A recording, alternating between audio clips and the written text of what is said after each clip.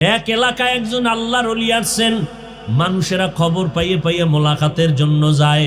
শুই না একটা হিন্দু ছেলেও গেছে। হিন্দু ছিল একটা সুদর্শন সুপুরুষ যুবক, টক টক চেহারা। যাইয়া হুজুরের লগে হাত মিলাইছে। হাতটা মিলাইয়া অ্যাকশন শুরু হয়ে গেছে। যুবক ছেলে অকপটে বলে ফেলল, হুজুর আমি কিন্তু সনাতন ধর্মের ছেলে। তাই নাকি? কা হুজুর হাত ধইরা আর ছাড়ে না। এক দেনে চেহারার দিয়ে তাকাইতেছে আর হুজুরের চোখ বয়া পানি পড়তেছে। যুবক গেছে ভয় পাইয়া, আরে আমি সনাতন ধর্মের মানুষ, একটু আইসি মোহব্বতে। যুবক ভয় পেয়ে গেছে। হুজুর মুসাফা করলাম, পরিচয়টা দিলাম, আপনি কাঁদতেছেন কি বেয়াদবি করে ফেলছে? আল্লাহর ওলি কয়, না বাবা তো কাঁদেন কেন? কা আল্লাহর কুদরত দেখে কাঁদি। কি কুদরত? তোমার এত সুন্দর চেহারা, আল্লাহ যে জাহান্নামে জ্বালাইবেন, একটু কি আল্লাহর মায়া লাগবে না? কাম সারছে, হৃদয়ের মধ্যে ইনজেকশন ঢুকে গেছে। যুবকের কলিজায় নাড়া দিছে। কইল কি? হুজুর হাত ছেড়ে দিছে, যাও বাবা। মেডিসিন একটা দিয়ে দিছে, যুবক চলে গেছে। বাড়ি আসার পরে আর ঘুম নাই, খাওন নাই। হুজুর কইল কি? বালিশে মাথা লাগায় টেনশন করে। হুজুর আমাকে বলেছে, আমাকে এত সুন্দর চেহারা দিয়ে আল্লাহ বানাইছেন, জাহান্নামের আগুনে আমাকে জ্বালাইবে না। সেটা তো অনেক দূর, ওটা তো মরার পর। কিন্তু আমারে তো দুনিয়ায় মাটির উপরেই তো জ্বালায় দিবে, এটা তো আমার ধর্মের নিয়ম। তাহলে জাহান্নামের আগুনের আগে দুনিয়ার আগুনেই তো আমার সবাই জ্বালায় ফেলবে। না, আমি জ্বলতে চাই না। মনেরে বুঝাইয়া কন্ট্রোল করতে পারে না। হুজুরের এক কথায় হৃদয়টার মধ্যে নাড়া পড়লো। যুবক দৌড়াইয়া আবার আল্লাহর ওলির কাছে গেল। যাইয়া হাত ধইরা কয়, হুজুর আমি বুঝতে পেরেছি, আমার এই সুন্দর চেহারাটা আমি জাহান্নামের আগুনে জ্বালাইতে চাই না। আর জাহান্নামের আগুন অনেক পরের কথা, দুনিয়াতেই তো মরিয়া গেলাম গো, ধর্মে আগুন দিয়া জ্বালায় দেয়। আমি এই আগুনে জ্বলতে চাই না। হুজুর আমারে তওবা করায় দেন, আমি মদিনাওয়ালা নবীর আদর্শ নিয়ে চলতে চাই। হুজুর আমাকে কালেমা পড়ায় দেন। ও আল্লাহর বান্দারা, ও যুবক, তোমাদের এই উত্তরবঙ্গ এলাকার একটা ঘটনা, তাজা ঘটনা, এলাকার নাম বলবো না, শুধু ঘটনাটা বলা আমার উদ্দেশ্য। না জানি আল্লাহ কারে হেদায়েত দেয়। হেদায়েতের মালিক আমার আল্লাহ।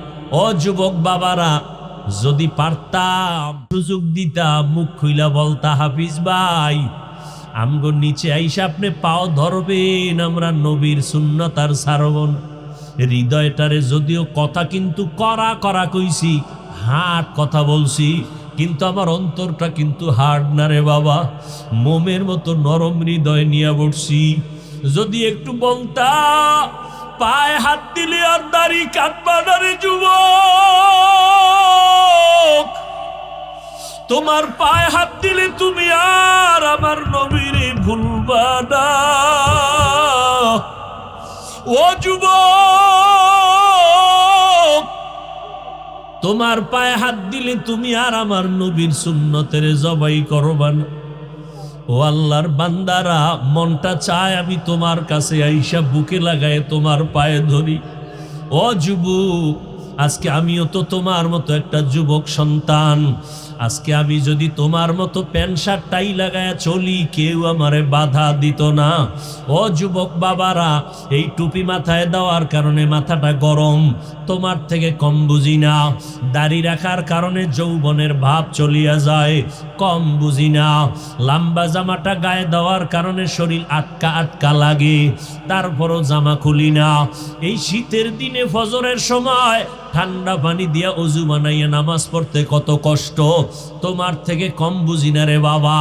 আজকে যদি আমি এত গালি শুনতেছি, এরপরও নামাজ ছাড়ি না, বেপরদায় চলি না, হালাল খাই, ও বাবা পাও দূরে দূরে তোমাদের বুঝাই, এর একমাত্র কারণ আমার মাওলার কথা সত্য, আল্লাহর কোরআনে কোনো ভুল নাই। নবীর কথায় কোনো ভুল নাই। ওই কোরআনে জান্নাতের বয়ান আছে, ওই কোরআনে জাহান্নামেরও বয়ান আছে। একটা কথা মিথ্যা না। ও বাবারা তাকায় দেখো, তোমার মতো যুবক জেনারেল লাইনে পড়ছে, জীবনে মাদ্রাসায় পড়ে নাই। তাকায় দেখো, স্কুল কলেজে পড়ে এখনো নামাজ ছাড়ে না। নাই? বিবেকটারে প্রশ্ন করো, তুমি কেন পারবা না রে বাবা? তোমার মতো যুবক আজকে দেখো কৃষি কাজ করে, নদীর মধ্যে মাছ ধরে না, মাছ ছাড়ে না, তুমি কেন পারো না রে বাবা? তোমার মতো যুবক সন্তান র্যাব, আর্মি, পুলিশ, বিডিআরের চাকরি করে, নামাজ ছাড়ে না, বলো বাবা তুমি কেন পারবা না? ও যুবক, তুমি একটা আদর্শ ডাক্তার হও, আমি দোয়া করে গেলাম। তুমি একজন ইঞ্জিনিয়ার হও, তুমি একজন প্রফেসর হও, তবে আমার দাবি বেয়াদব হইও না। তোমার আচরণে যেন আলেমরা কষ্ট না পায়, তোমার ব্যবহারে যেন মা বাবার অন্তরে কষ্ট না যায়, তোমার ব্যবহারে যেন মুরব্বীরা কষ্ট না পায়। এই উত্তরবঙ্গের একটা ঘটনা একজন আল্লাহর ওলির জবান থেকে আমি শুনছি। একটা সন্তান যুবক সারাদিন দুষ্টামি করিয়া সন্ধ্যাবেলা ঘরে গেছে, ঘরে যাইয়া আব্বা জানের কয়, আব্বা জান আমাকে 10,000 টাকা দাও। সন্ধ্যার টাইমে বাবাই বুঝতে পেরেছে এখন যদি আমি বাচ্চাটারে টাকা দেই 10,000, আমার সন্তান বন্ধু বান্ধব নিয়ে মদের আড্ডায় যাবে, আর ওখানে গিয়া নেশা পান করে মাতাল হয়ে যাবে। বাবায় বলে, খবরদার, আমি তোমাকে একটা টাকাও দিব না। সন্তান নিজের রাগটারে দমন করতে পারে না, বারবার বলে, আব্বা জান 10,000 টাকা দাও, 10,000 টাকা দাও, 10,000 টাকা দাও। বাবায় বলে, আমি দিবই না, দিবই না, দিবই না। সন্তান রাগকে কন্ট্রোল করতে না পাইরা এইবার বাবার টাকার মায়ায় পড়িয়া বাবার উপরে ক্ষিপ্ত হইয়া বাবার গায়ে হাত তোলা শুরু করলো, বাবার উপরে প্রহার শুরু করলো। এমন ভাবে আঘাত, বুড়া বাবা রাস্তার আওয়াজ, রাস্তার পার্শ্বে ঘর, সন্তানের আঘাতে বাবায় মাটিতে পড়ে গেল, রক্ত বের হয়ে মাটির জমিন লাল হয়ে গেল। পেছনের ঘরে আম্মা যান এই অবস্থা দেখে একটা দৌড়াইয়া সন্তানের পা জড়ায় ধরছে আর বলে, বাবা তোর বাবারে আর মারবি না, তোর পায়ে ধরে মাপ চাই, তুই বাবারে আর মারিস। মায়ের একটা লাথি মাইরা সন্তানটা এবার বের হয়ে গেল, হুন্ডা নিয়ে এবার চলতেছে বন্ধুদের আড্ডায় যাবে। মাওলার কুদরত, সন্তানটা হুন্ডা চালাইয়া যায়, ওদিকে মা আসমানের দিকে তাকায়া চিল্লায় কয়, হে মালিক, আমার সন্তানের ফিরাইয়া দিও না রে মালিক, এই সন্তানের মার আর কয়দিন খাবো, হেদায়াত থাকলে দিও, না হয় এই সন্তানের মুখ আমি মায়েরে দেখায়ও না। দরজাটা ভিতর দেয়া এমন ভাবে আটকাইছে, সন্তান যদি আইসা দরজা ভাঙ্গে তারপরও আর দরজা খুলবে না মা, এমন ভাবে আটকাইয়া দিল। বাবায় বিছানায় শুয়ে কাঁদতেছে, মাও কান্না করে, রাত্র গভীর। এদিকে আমার মাওলার কুদরত, যুবক ছেলেটা হুন্ডা নিয়ে রাস্তা দিয়া যায়, তাকায় দেখে রাস্তার পাশে এরকম প্যান্ডেলে একজন আল্লাহওয়ালা বয়ান করে মা বাবার খেদমতের উপরে। যুবক ছেলেটা হুন্ডা থামায় দাঁড়ায় দাঁড়ায় বয়ান শুনল, আল্লাহর ওলিদের বয়ান, মনে হয় যেন কঠিন, বড় আকর্ষণ অন্তরে। যুবকের হৃদয়টা চুম্বকের মতো একটা টান দিছে। যুবক দাঁড়াইয়া কিছুক্ষণ বয়ান শুই না, হুন্ডাটার মধ্যে তালা মাইরা মাঠের পিছনে বৈশা গেছে। আল্লাহর ওলি এমন বয়ান দিলেন, এক পর্যায়ে যুবক ওই পিছনে বয়া কান্না শুরু করলো। কান্না করতে করতে এক পর্যায়ে মাটিতে গড়াগড়ি খায় চিৎকার শুরু করলো। ওই যুবকের চিৎকারে পুরো ময়দানটা থরথর করে উঠল। সবাই নজর করে আসি। আল্লাহর ওলি বয়ান করার মধ্যে নজর পড়ে গেল। হুজুরে বয়ান থামায় বলে, যুবক বাবাটারে আমার সামনে নিয়ে আসো। সামনে নিয়ে আসলো। হুজুর মোনাজাত দিলেন। মোনাজাত দিয়া বিদায় দিয়া যুবকটারে আইসা ডাক দিয়া কাছে আইনা কয়, বাবা এত চিল্লায় কান্না কেন? আমি তো দেখলাম তুমি হুন্ডা থামায় এখানে আসছো, মনে হয় মারাত্মক কোনো অসুবিধা তোমার আছে। এবার যুবক হুজুরের পা জড়ায় কয়, হুজুর আমারে আল্লাহ মাফ করবে নি। এই দুনিয়ায় বোধহয় আমার মতো খারাপ কোনো সন্তান নাই। বলে, বাবা কি করেছো? বলে, আমি আমার বাবার গায়ে হাত তুলেছি, আমি আমার মায়ের গায়ে হাত তুলেছি। আমার জাহান্নাম ছাড়া উপায় নাই। হুজুর আমার উপায় কি হবে? একটু তওবা করাইয়া দেন। আমি আর জীবনে বুঝি মাপ পাবো না রে হুজুর। আল্লাহর ওলি বলে, বাবা তুমি মাওলার কাছে খাঁটিভাবে ক্ষমা চাও, কান্না করো, আর তোমার মা বাবার পাও জড়াইয়া ধরো। মা বাবায় যদি মাফ করিয়া দেয় আমার মাওলার আরশ খুশি হয়ে যাবে।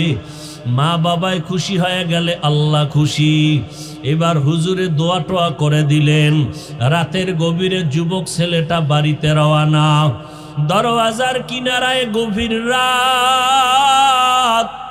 ডাক দিয়া কয়, মা আমি দরজার সামনে হাজির, দরজাটা খুলে দাও রে মা। মা কোনো ডাকের সাড়া দেয় না, জবাব দেয় না। মা তো ভেতর থেকে দরজা আটকেইছে, সন্তানের আর ঘরে ঢুকাইবে না। সন্তান এত ডাকে, মা সাড়া দেয় না।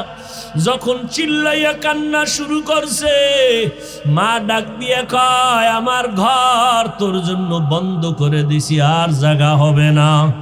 আবার কি মারতে আসছো? সন্তান এবার চিল্লায় আর কাঁদে আর কয়, মা আমি বেয়াদবি করেছি, আমার একটু সুযোগ দাও, আমি ক্ষমা চাইয়া তার উপরে ঋণ আদায় করব। মা আমি জীবনে আর বেয়াদবি করব না। যখন সন্তানের কান্নার আওয়াজ, মায়ের কলিজার মধ্যে আঘাত শুরু হয়ে গেল। দরজাটা খোলার পর সন্তান বাবার পা জড়ায় কান্না শুরু করলো। ও আব্বা জান, আমি বুঝতে পারি নাই, মাফ করিয়া দেন। আপনি যদি আমাকে মাফ না করেন আমার উপায় নাই। ও যুবক, এই চেয়ারে বসছি বাহাদুরি না রে বাবা। আমার মা বাবার কত কান্না, কত দোয়ার কারণে আজকে এখানে বসছি। ও বাবারা, তোমরা যারা আজকে এখানে আসো, মা বাবার দোয়া কান্না ছাড়া কিন্তু কেউ পরীক্ষায় পাশ করতে পারো নাই। মা বাবার চোখের পানি দোয়ার কারণে আজকে টাকার মালিক হয়ে গেছো।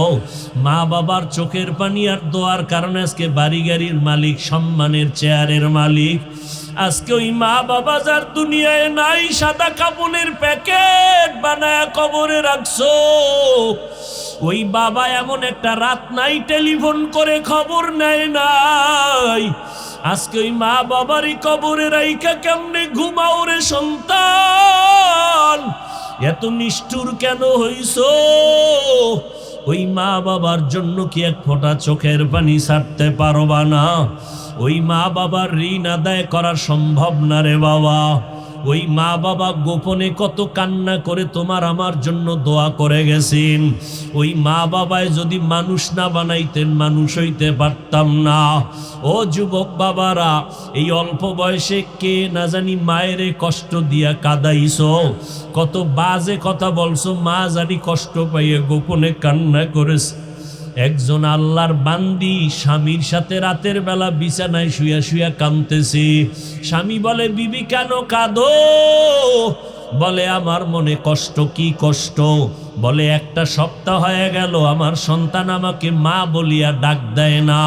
কেন? বলে একদিন একটা অন্যায় করছে, আমি রাগ করছি। সন্তান ওই রাগে অভিমান কইরা এখন আর আমারে ডাকে না, ঘরে আইসা খানা খায়া চুপচাপ নেমে যায়, আমার দিকে তাকায় না, মা বলে না।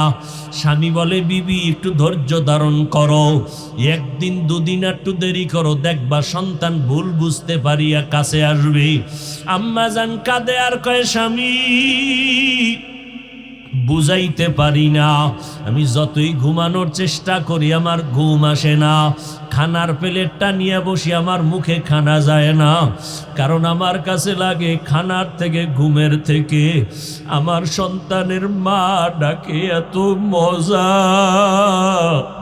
ও যখন আমাকে একবার আম্মু বলিয়া ডাক দেয় আমার কলিজা ঠান্ডা হইয়া যায়। ও যুবক, ওই মাকে জানি কারা কাঁদাইছো, বাসায় যাইয়া মাকে ডাক দিয়া ক্ষমা চাইয়া নিও। মাকে বলিও মা আজকে এত বিশাল ময়দানে বয়ান হইল রে মা, কত আমার মতো যুবকেরা দেখলাম কান্না করলো, চোখের পানি সারিয়া মোনাজাত করলো, আর আমার চোখে পানি আসলো না।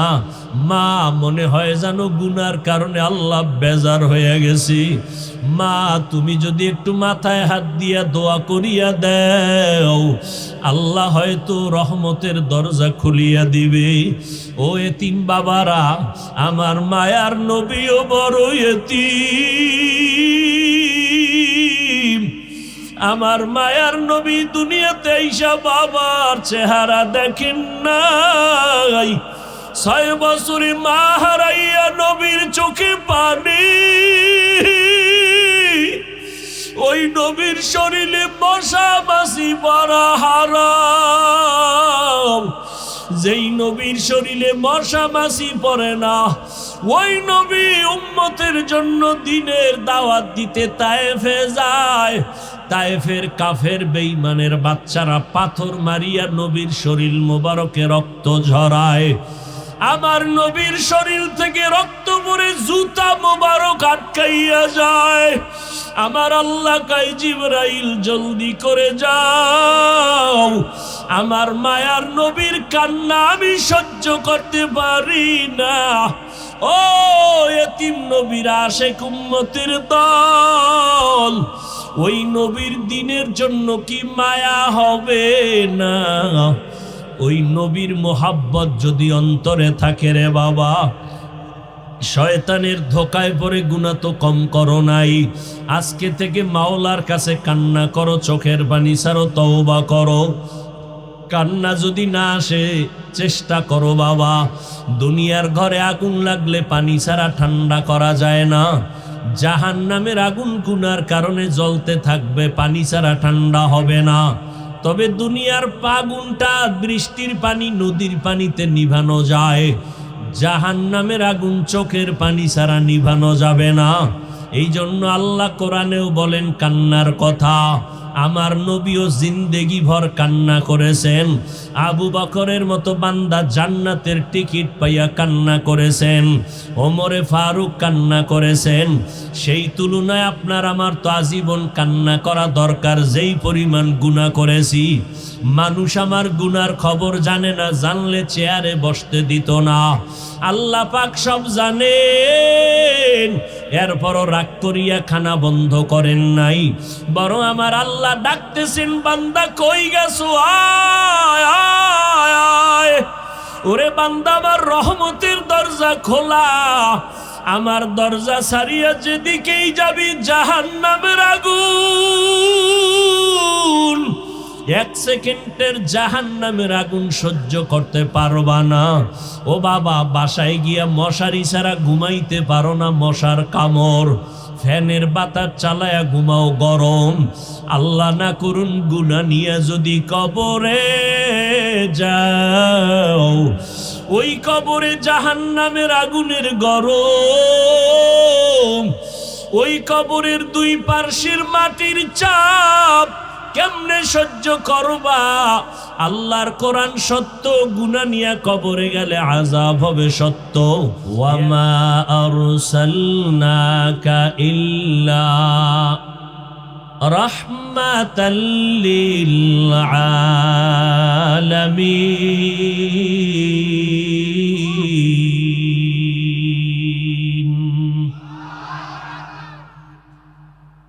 চরম এক কঠিন সময় আল্লাহ পাক আমার নবীকে পাঠাইলেন। রহমতের নবী আমার, রূহের জগতের জন্য কেমন রহমত, আলাদা আলোচনা। রহমতের নবী আমার, মায়ের গর্ভের জগতের জন্য রহমত, কবর জগতের জন্য রহমত। আমি শুধু দুনিয়ার জগতের জন্য নবী কেমন রহমত, এই বিষয়ে কিছু কথা বলবো। মায়ার নবী দুনিয়ার জমিনের জন্য কেমন রহমত। শুধু মুমিনের জন্য নবী রহমত এমন না, বেঈমানের জন্য আমার নবী রহমত। আমার নবী যেমন পুরুষের জন্য রহমত, আমার নবী তেমনি ভাবে নারীদের জন্য নবী রহমত। আমার নবী নারীদের জন্য আলাদা রহমত, পুরুষের জন্য আলাদা রহমত। আমার মায়ার নবী শুধু মানুষ তা না, আমার নবী মানুষের জন্য যেমন রহমত, জঙ্গলের প্রাণীদের জন্য আমার নবী রহমত, সমুদ্রের প্রাণীর জন্য আমার নবী রহমত, আমার নবী উড়ন্ত পাখির জন্য রহমত, আমার নবী মরা গাছের জন্য রহমত। এমন একটা সময় আমার নবী জমিনের মধ্যে আসলেন, যেই সময় মক্কার মানুষের মতো চরিত্রহীন খারাপ মানুষ জমিনের কোথাও ছিল না। এতটাই তারা খারাপ, আপন বাবা হইয়া কন্যা সন্তান আসলে সন্তানটারে বাবা নিজে পাথর চাপা দিয়া মেরে ফেলে, জবাই করে। কত খারাপ। বর্তমান দুনিয়াটাও কম খারাপ না। সোনার বাংলার ইতিহাস পড়বেন, কয়েকদিন আগে খবর কানে আসলো, দেখি না শুনছি। বাবা মেয়েটাকে হোটেলের মধ্যে ঢুকাইয়া, আপন বাবা আপন মেয়েটাকে কয়, আজকে রাতের জন্য তুই আমার কাছে স্ত্রীর মতো। আরো জোরে বলেন। এরে যুবক, রহমতের নবী এমন এক সময় মক্কা নগরীতে আসছেন, যেই সময় কন্যা পছন্দ করে না। বর্তমানেও কিছু কুলাঙ্গার আছে, কন্যা হলে মনে কষ্ট পায়, বউয়ের সাথে রাগ করে কথা বলে না। আছে না নাই? এরে আল্লাহর গোলাম, অথচ রহমতের নবী আমার, যেই নবীর কোনো তুলনা নাই, ওই নবী বলতেছেন, আমি মুহাম্মদের বিরুদ্ধে কাফের মুশরিকরা মক্কায় ঘুরে ঘুরে কয় মুহাম্মদের কোনো ছেলে নাই, মইরা গেলে মুহাম্মদের বংশ রক্ষা হবে না। অথচ তাকাইয়া দেখো, আজ আমার নবীরে যারা গালাগালি করলো ছেলে নাই বলিয়া, ওদের নাম দুনিয়ায় কেউ জানে না। আর আমার নবীর এত গুণগান, নবীর জন্য জীবন দিতে কোটি কোটি প্রাণ তৈয়ার হয়ে আছে। নবী বলেন, আমার কোনো ছেলে নাই, আমি 4 কন্যার বাবা। আমি হলাম বিশ্ব নবী, রহমতের নবী, আমার কোনো ছেলে নাই, আমি 4 কন্যার বাবা। ও কন্যার বাবা যারা আছেন, নবী সুসংবাদ দিয়া বলেন, ও কন্যার বাবারা, যদি তুমি একটা কন্যা পাও, তুমি একটা জান্নাতের মালিক। যদি তোমার 2টা কন্যা হয়, তুমি 2টা জান্নাতের মালিক। যদি তোমার 3টা কন্যা সন্তান হয়, তুমি 3টা জান্নাতের মালিক। 4টা কন্যা যদি পাও, তুমি 4টা জান্নাতের মালিক।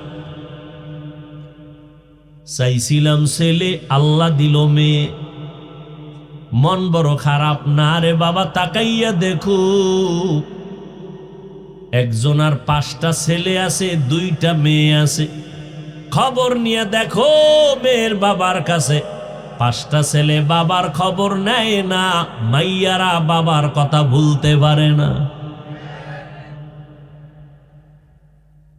ছেলেরা বাবারে খানা দিবে কি না দিবে কোনো গ্যারান্টি নাই, কিন্তু মেয়ে এক ফোঁটা বিন্দু রক্ত থাকতেও মা বাবাকে ফেলে দিবে না। বাবায় অসুস্থ হয়ে গেলে ছেলেরা শুইনাও কানে দেয় না, মেয়ে পাগল হয়ে যায়, পাগলের মতো দৌড়ায়। আমার বাবার কি অসুবিধা হয়ে গেল, আমার মাওলায় দেখাইতেছেন, আল্লাহ তাআলা দেখাইতেছেন। তুমি মনে করছো তোমার ছেলে হইলে লাভ হবে, না না রে বাবা, তোমার 10টা ছেলের দ্বারা যেই উপকার না হইতো, আমার মাওলা চাইলে একটা মেয়ের দ্বারাও তার থেকে বেশি উপকার করতে পারি। ওই ছেলে হয়ে লাভ কি? কয়েক মাস আগে ঢাকা বাড্ডা থানা, কোটিপতির 2 ছেলে, বড় বড় শিক্ষিত, বাবায় মরে গেছে, বাবার লাশটা জমিনে পড়ে আছে। 2 ভাই বাবার টাকা নিয়ে ঝগড়া করলো, 24 ঘন্টা দাফনও করলো না বাবারে। এমন কুলাঙ্গার সন্তান জন্ম দিয়া কি লাভ হবে? আর এই সন্তানের বাবা দাবি করলে কি লাভ হবে রে বাবা? ওই মক্কার মানুষ এতটাই যে খারাপ, ওই জমিনের মধ্যে একটা সুন্দর আল্লাহ ঘর বানাইছেন। জমিনটা বানানো পরে পরে আল্লাহ ঘর বানাইছেন, নাম বাইতুল্লাহ। এমন একটা দামি ঘর, এই ঘরটার মতো দামি আর কোনো ঘর জমিনে নাই। ঢাকার জাতীয় মসজিদের দিয়ে তাকাইলে কোনো সওয়াব নাই, কিন্তু আল্লাহর ঘর বাইতুল্লাহর দিকে যে তাকায় থাকবে, অনবরত আমল নামায় সওয়াব লেখা হবে। ইন্না আউওয়ালা বাইতি উযিআ লিন-নাসি লাল্লাযী বিবাক্কাতা মুবারাকাও ওয়া হুদা, মুবারাকাও ওয়া হুদাল লিল আলামিন।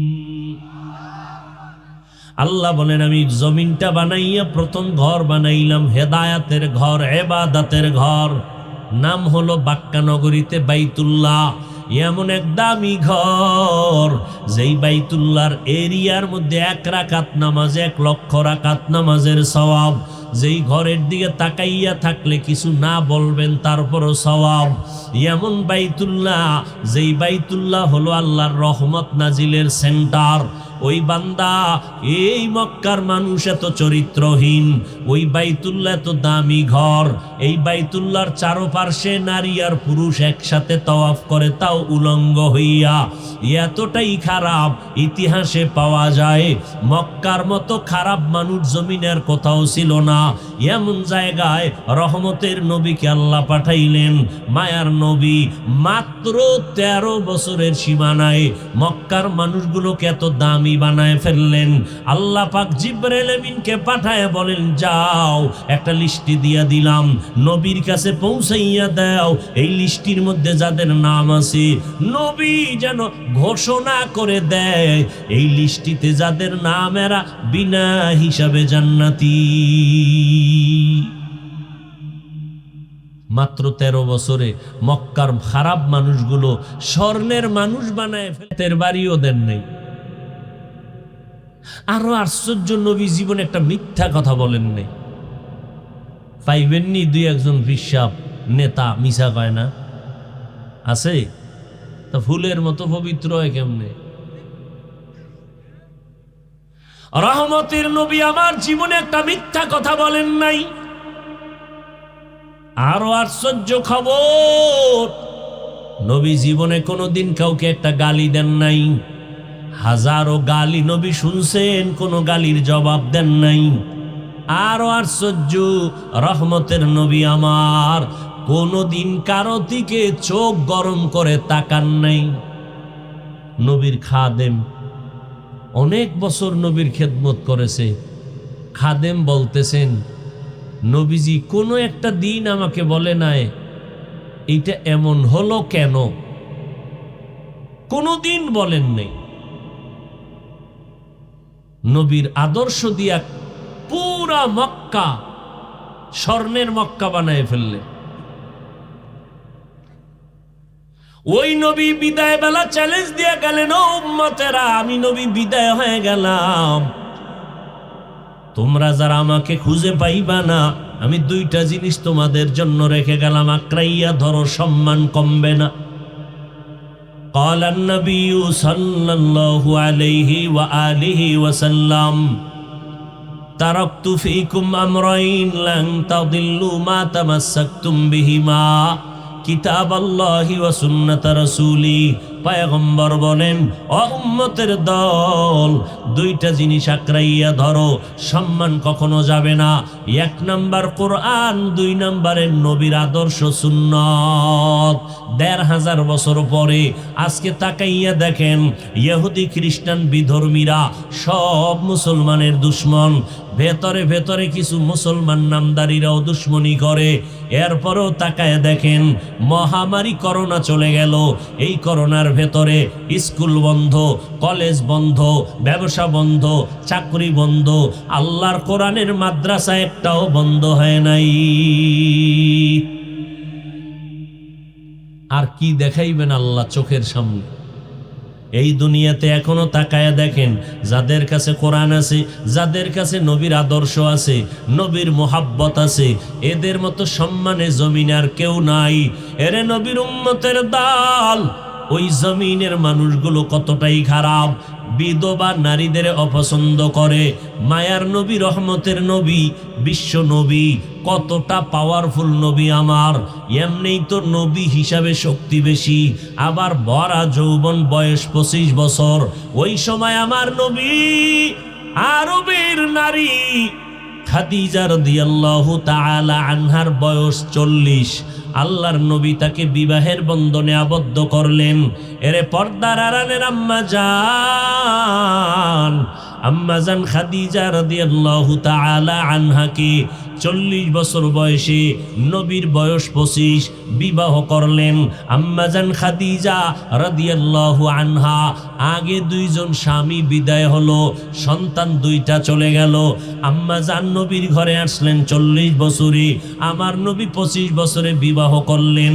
নবী বলেন, আমার যত সন্তান খাদিজাতুল কুবরার গর্ভ থেকে আসছে, আমি মুহাম্মদ 4 কন্যার বাবা হয়েছি। এই 4টা কন্যা খাদিজা রাদিয়াল্লাহু আনহা থেকে আসছে। আমার কনিষ্ঠ কন্যা ফাতেমা রাদিয়াল্লাহু আনহা। আজকে গোটা দুনিয়াতে আওলাদে রসুলের বংশ জিন্দা আছে, নবীর বংশ পুরুষের দ্বারা জিন্দা না। ফাতেমা রাদিয়াল্লাহু তাআলা আনহার মাধ্যমে আওলাদে রসুল জিন্দা, নবীর বংশ জিন্দা আছে এখনো ফাতেমা রাদিয়াল্লাহু আনহার মাধ্যমে। আল্লাহর শুকর, নবীর কলিজা ফাতেমা রাদিয়াল্লাহু আনহা, তার কলিজা ইমাম হাসান হুসাইন রাদিয়াল্লাহু আনহুমা। আল্লাহর শুকর, হাজী সাহেব নিজের নামটাও দিলে চাইলে পারতেন, নিজের নামে মসজিদ, নিজের নামে মাদ্রাসা, এগুলো না দিয়া আল্লাহর মোহাব্বতে ইমাম হাসান হুসাইন রাদিয়াল্লাহু আনহুমার নামে মাদ্রাসার নাম করেছেন। ইনশাআল্লাহ এটাই হবে দুনিয়া আখিরাতের সফলতার কারণ। ওগো নবীর উম্মতেরা,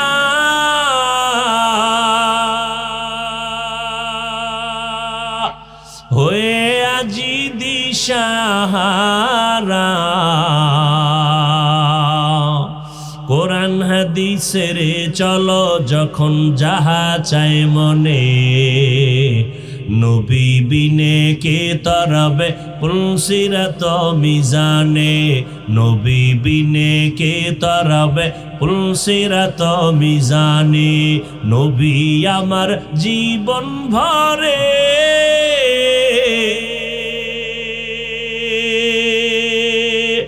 দিনের লাগি কষ্ট করে, দান দান শহীদ করিলেন ওহুদেরই ময়দানে, নবী বিনে কে তারাবে পুলসিরাত মিজানে, নবী বিনে কে তারাবে পুলসিরাত মিজানে। ও নবীর আশিক উম্মতের দল, আল্লাহ পাক রব্বুল আলামিন আমার নবীর মাধ্যমে জমিনের মধ্যে রহমতের বাড়িধারা বহন করায় দিলেন। আমার নবীর কারণে আজ আমাদের কপাল খুলে গেল। যদিও নবী নাই, নবীর উম্মত হওয়ার কারণে হাজারো অন্যায় করিয়াও আমরা পার পেয়ে যাইতেছি। ও নবীর আশিক উম্মতের দল, নবীর মাধ্যমে আল্লাহ বিধবা নারীর সম্মান বাড়ায় দিলেন। নবীর মাধ্যমে কন্যা সন্তানদের মর্যাদা আল্লাহ বাড়ায় দিলেন। এরে পর্দার আড়ালের আম্মা জানেরা, ভালো করে শুনেন, আপনাদের এত দাম, আপনারা নবী না, নবীদের মায়ের মতো মা, সাহাবায়ে কেরামের মায়ের মতো মা, আপনারা হাফেজ আলেমদের মায়ের মতো মা। এরে আম্মা জানেরা, আপনারা ফাতেমা রাদিয়াল্লাহু আনহার মতো নারী, খাদিজা রাদিয়াল্লাহু আনহার মতো নারী, আপনারা আয়েশা রাদিয়াল্লাহু আনহার মতো দামি নারী, ইসমাঈল নবীর মা হাজেরা আলাইহিস সালামের মতো দামি নারী, আপনারা ঈসা নবীর মা মারিয়াম আলাইহিস সালামের মতো দামি নারী। এরে আম্মা জান, আপনাদের অবদানের কারণে এই জমিনের মধ্যে দামি দামি সন্তান আসছে। আখেরাতের লাইনে বলেন আর দুনিয়ার লাইনে বলেন, মায়ের অবদানের কারণে সন্তান ভালো, চেয়ারম্যানের ব্যবহার ভালো, এসপি সাহেবের ব্যবহার ভালো, ডিসি সাহেবের ব্যবহার ভালো। খোদার কসম, এগুলো তাদের ব্যক্তিগত বাহাদুরি না, একমাত্র মায়ের দোয়া, মায়ের অবদান। মদিনাতুল মুনাওয়ারা থেকে ভারতের জমিনে একজন আল্লাহর ওলি আসলেন, খাজা মুঈনুদ্দিন চিশতি আজমিরি রহমাতুল্লাহ আলাই। ভারতের দাঁড়ে দাঁড়ে ঘুরলেন, বিধর্মীদের কাছে কালেমার দাওয়াত দিলেন। লক্ষ লক্ষ বিধর্মী কালেমা পড়েছেন খাজা মুঈনুদ্দিন চিশতি আজমিরি রহমাতুল্লাহ আলাইহির হাতে। আজ বিধর্মীরা পর্যন্ত ওই খাজা মুঈনুদ্দিনের নাম শ্রদ্ধার সাথে বরণ করে নেয়। ও পর্দার আড়ালের আম্মা জানেরা, ভালো করে শুনে নেন, কিয়ামতের ময়দানে নারীদের অবদান হবে সব থেকে বেশি। আল্লাহ যদি কোটি কোটি কোটি মানুষের সামনে আল্লাহ যদি জিজ্ঞাসা করে, ও হাসরের মানুষ, আজকে কই ব্যক্তিকে আমি দেখতে চাই, প্রথম কে আমার নবীর হাতে হাতটা লাগাইয়া কালেমা গ্রহণ করেছো, প্রথম আমার মুহাব্বতের নবী, ওই নবীর সাথে কালেমা কে পড়েছো, প্রথম যে পড়ছো দাঁড়াও। আল্লাহর কসম করে বলি, ও বৃহত্তর সিরাজগঞ্জের মানুষেরা, একজন পুরুষও দাঁড়াইবার সাহস হবে না। একজন নারী হাসরের ময়দানে দাঁড়ায় বলবেন, ও দয়ার মালিক, আমি একজন নারী, তোমার নবীর হাতে প্রথম কালেমা গ্রহণ করেছি, আমি ভিন্ন কোনো নারী না, আমি নারী রহমতের নবীর বিবি খাদিজা। নারীদের এত সম্মান নবীর রহমতের নবীর কারণে। হাসরের ময়দানে আল্লাহ যদি জিজ্ঞাসা করে, আমার নবীর সাথে দিন জিন্দা রাখার জন্য প্রথমে কে গলা কাইটা রক্ত বিলাইছো, জমিনে শহীদ হয়েছো, একজন পুরুষও দাঁড়াবার ক্ষমতা হবে না।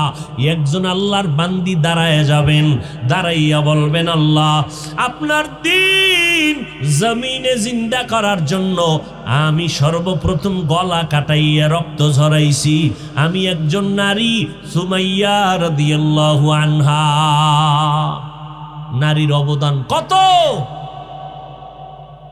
যত লাইনে নারীর সম্মান দেওয়া দরকার আল্লাহ দিয়ে দিছেন, কিয়ামত পর্যন্ত আর লাইন নাই। কেউ চালাকি যদি করে নারীর মর্যাদা একটু আলাদা করে বাড়াবে, নারীর অপসম্মান হবে না, হবে নারীদের অপমান। এরে আম্মা জানেরা, খাজা মুঈনুদ্দিন চিশতি আজমিরি অন্তর বড় খুশি। আম্মা জান ডেকে বলে, ও মুঈনুদ্দিন, তোমার অন্তর এত খুশি কেন? আম্মা জান মন আনন্দে ভরা, আমার দাওয়াতে ভারতের ভিতরে লক্ষ লক্ষ বিধর্মী মুসলমান হয়ে গেছে। আম্মাজান কয়, এটা তোমার বাহাদুরি কি? সব আমি মায়ের অবদান। খাজা মঈনুদ্দিন চিশতি আজমিরি বলেন, মা আপনার অবদান মানি? এবার মা ডেকে বলে, ও মঈনুদ্দিন, আল্লাহ যেদিন তোমাকে আমার গর্ভে দিয়েছেন, আমি একটা রাত ঘুমাই নাই, আল্লাহর মহাব্বতে সেজদায় পড়ে কান্না করে দোয়া করেছ, ও দয়ার মালিক, মেহেরবানি করে আমার গর্বের সন্তান তুমি কুতুবুল আলম বানায় দিও। এই মঈনুদ্দিন, দুনিয়াতে যখন তুমি আসছো, আমি মা তোমাকে দুধ পান করাইছি, আল্লাহর কসম, আমি যতদিন তোমাকে দুধ পান করাইছি, বিনা অজুতে এক ফোঁটা দুধও তোমার মুখে দেই নাই। কয়জন আর মা পাইবেন এই দুনিয়ায়? বাংলাদেশ বাদ সারা দুনিয়া খুঁজে পাইবেন যে বাচ্চাকে দুধ দেয় অজুর সাথে। ওই যে একটা প্রবাদ আছে না, সংসার ধন্য হয় রমণীর গুণে, ধ্বংস হয় নারীর কারণে। একটা ঘরের নাভি ফুটন্ত গোলাপ মা, মায়ের অবদান, মায়ের আদর্শের কারণে সন্তানের আদর্শ সুন্দর হয়।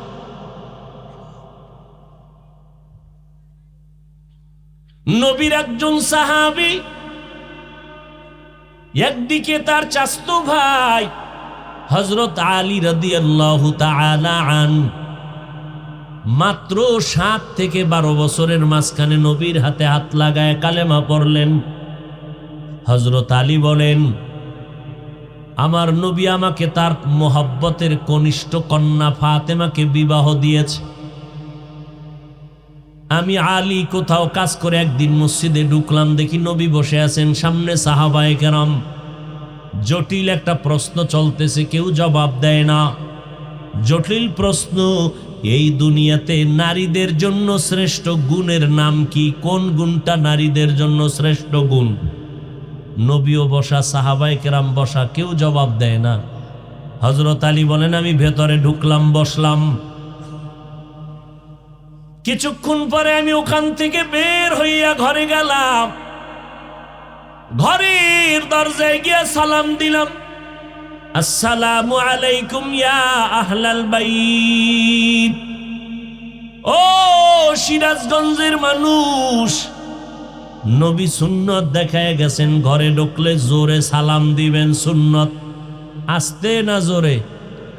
জোরে দিবেন, জিনেরাও শুনবে, ফেরেশতারাও শুনবে।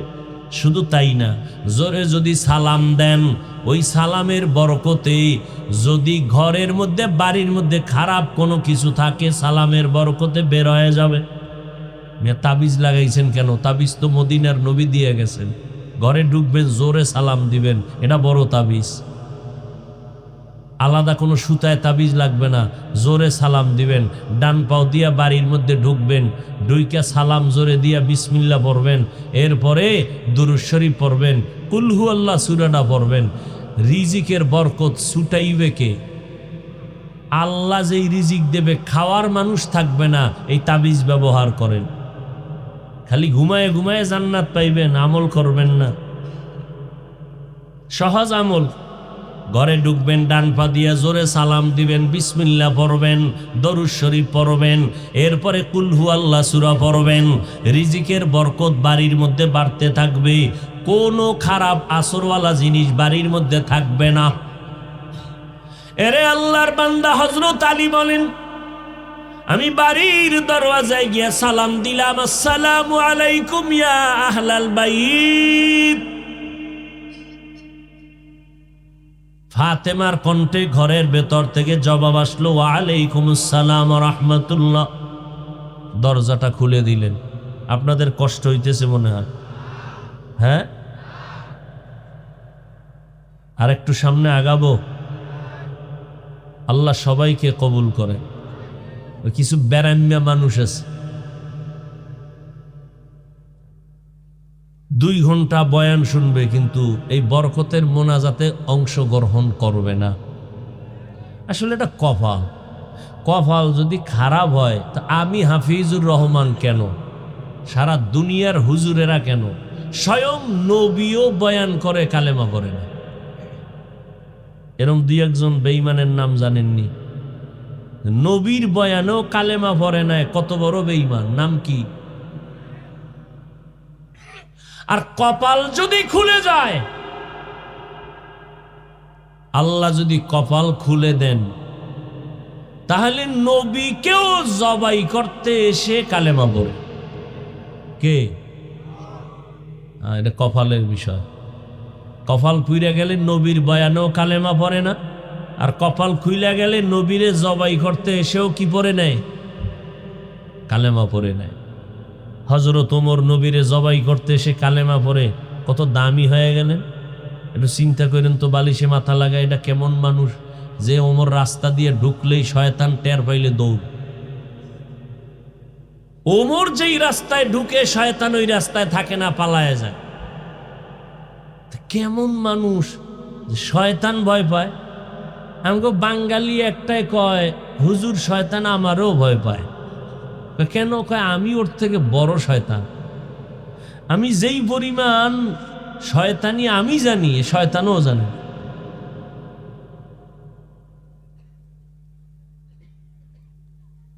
সেই ওমরের দাম কত?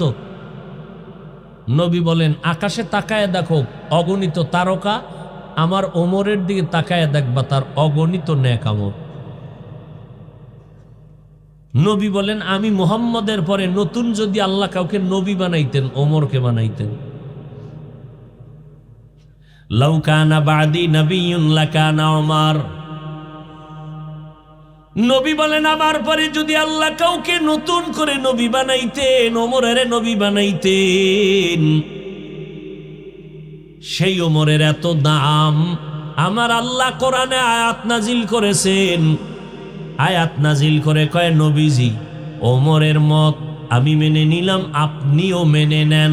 আয়াত নাজিল করে নবীরে জানায় দিলেন ওমরের এত দাম যে আল্লাহ তার মতে একমত হইয়া কোরআনে আয়াত নাজিল করছে। হযরত আলী বলেন, আমি ঘরে ঢুকলাম, সালাম দিলাম, ফাতেমা দরজা খুলে দিলেন। দেখলাম হাতের মধ্যে কাজ সব বন্ধ। ঘরের মধ্যে এখন স্বামী আসছে, কোনো কাজ চলবে না। এখন স্বামীর খেদমত হলো সুন্নত। আর আমগো আম্মাজানেরা কি করে?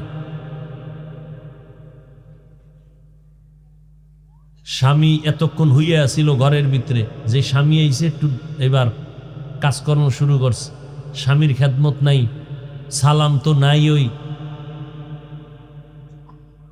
এক গ্লাস পানি চাইলে কয় নিয়ে লাও। চৌধুরী বংশের মাইয়া তো, এরে অর্ডার দেওয়া জায়েজ নেই। আর যদি যৌতুক নিয়ে বিয়ে করে তা তো উপায় নেই। আলহামদুলিল্লাহ আপনাদের এই অঞ্চলে এই মহামারী নাই, আছে? হায় হায়, বিয়ার আগেই কয় বিদেশে যাওয়ার ভিসাটা লাগবে।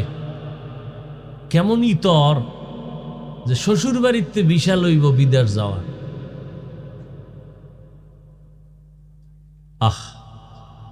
তো বিদেশ যাবা বউ কয় আমার ছোট ভাই আছে পাহারা দিব। কি আল্লাহ হেদায়াত দান করুক। ওই যে একটু আগে কইছি না, যেই আকাম চলে এই জমিনে, মোহাম্মদের উম্মত না হইলে টের পাইতেন, ঘুমের তুইটা দেখতেন চেহারাটা শুকর বানরের মতো হয়ে গেছে। শুধু শ্রেষ্ঠ নবীর উম্মত হওয়ার কারণে আল্লাহ ইজ্জত নষ্ট করেন না, নবীজির মোহব্বতে। ফাতেমা রাদিয়াল্লাহু তাআলা আনহা দরজা খুলে দিলেন, স্বামী ঘরে আসছেন। হালপুরসি জিজ্ঞাসা করেন, কোথা থেকে আসলেন? রহমতের নবীর দরবার থেকে। আব্বাজান কেমন আছেন? আলহামদুলিল্লাহ, কিন্তু একটু পেরেশান দেখলাম। ফাতেমা রাদিয়াল্লাহু আনহা বলেন, আব্বাজানের কি পেরেশান? কয়েকটা প্রশ্ন চলতেছে, দুনিয়াতে নারীদের গুণ কি, শ্রেষ্ঠ গুণ কি নারীদের? কেউ জবাব দেয় না। আমি এটা শুইনা চলে আসলাম। ফাতেমা, তুমি পারবানি? ফাতেমা রাদিয়াল্লাহু আনহা বলেন, স্বামী আমার রহমতের নবীর কাছে যাবেন, আব্বাজানের কাছে আমার সালাম দিবেন, আর জবাবটাও শুনায় দিবেন। দুনিয়াতে নারীদের জন্য শ্রেষ্ঠ গুণ হলো বেগানার নজর থেকে নিজেকে বাঁচাইয়া রাখা। হযরত আলী দৌড় নবীজির দরবারে, হাঁপাচ্ছেন, ঘাম। নবী বলেন, এই আপনি একটু আগে গেলেন, আবার দৌড়ে আসলেন, কোথায় গেছিলেন? কয়, ঘরের থেকে আসছি। তাই আমার কলিজার টুকরা ফাতেমা কেমন আছে? আলহামদুলিল্লাহ, ভালো আছে। নবী জবাব পেয়েছেন না, আপনার ফাতেমা জবাব দিয়েছেন। তাই বলে, হ্যাঁ, কি জবাব দিছেন? হযরত আলী বলেন, ইয়া রাসূলুল্লাহ, ফাতেমা রাদিয়াল্লাহু আনহা জবাব দিলেন, নারীদের জন্য শ্রেষ্ঠ গুণ হলো বেগানার নজর থেকে নিজেকে বাঁচাইয়া রাখা।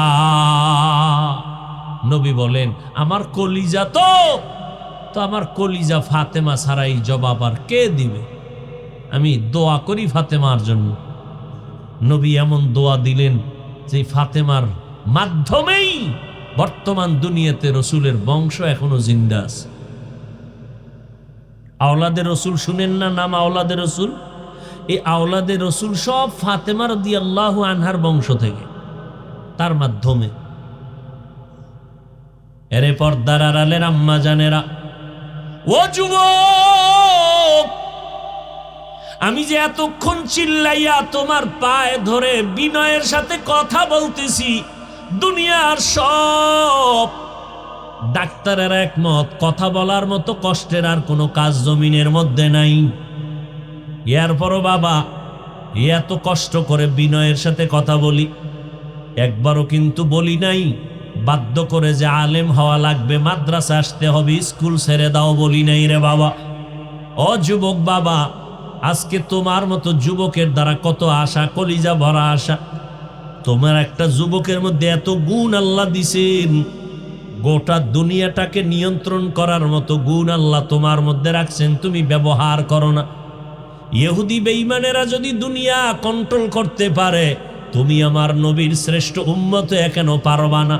তোমার মধ্যে সে মেধা আছে, তুমি কাজে লাগাও না, বরং দরওয়াজা জানালা বন্ধ করে সারাটা রাত মোবাইল নিয়ে কবিরা গুনাহ করে করে কাটাইয়া নিজের চেহারাটা নষ্ট করে ফেললারে বাবা। তোমার কিডনি নষ্ট, হার্ট দুর্বল, তোমার চোখের পাওয়ার দুর্বল, তোমার ব্রেন দুর্বল। ও যুবক বাবারা, মনে মনে কষ্ট নিও না। এই দুনিয়ায় যাদেরকে আপন মনে করো, কেউ কিন্তু তোমার আপন না, সব দুশ্মন। স্বার্থে আঘাত লাগলে মোবাইল বন্ধ, কথাবার্তা নাই।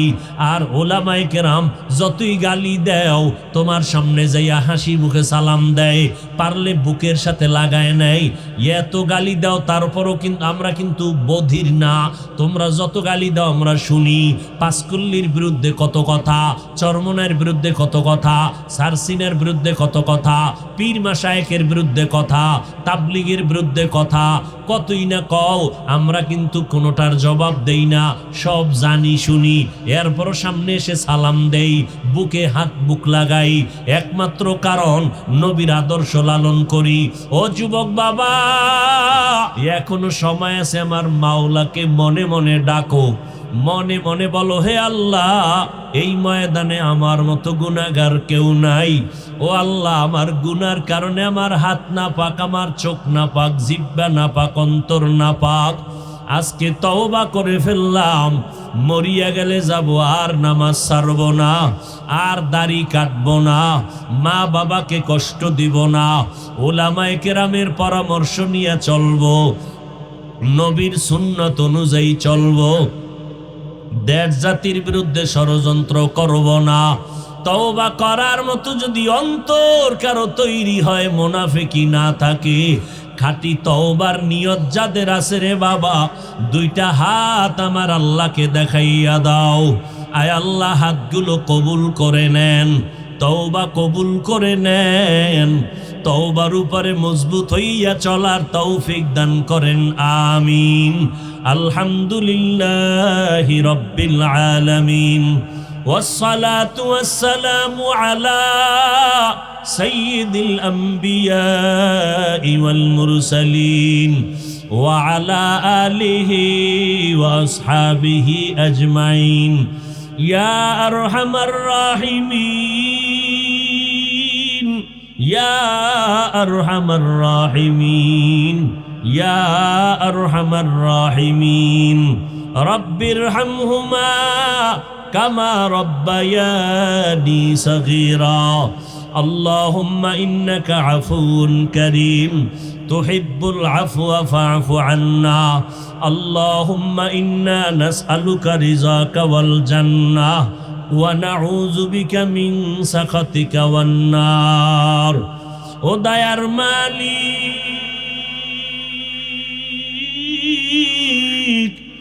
গুনার বোঝা নিয়ে আপনার দরজায় হাজির। দুনিয়াতে যেদিন আসছিলাম কত পবিত্র, মা বাবা কত আনন্দ করেছিলেন, আজকে গুনার কারণে সেই জীবনটা নাপাক হয়ে গেল। তওবার নিয়তে হাত তুলেছি, আর গুনাহ করব না। মেহেরবানি করে আমাদের সকলের জীবনের সব গুনাহগুলো মাফ করে দেন।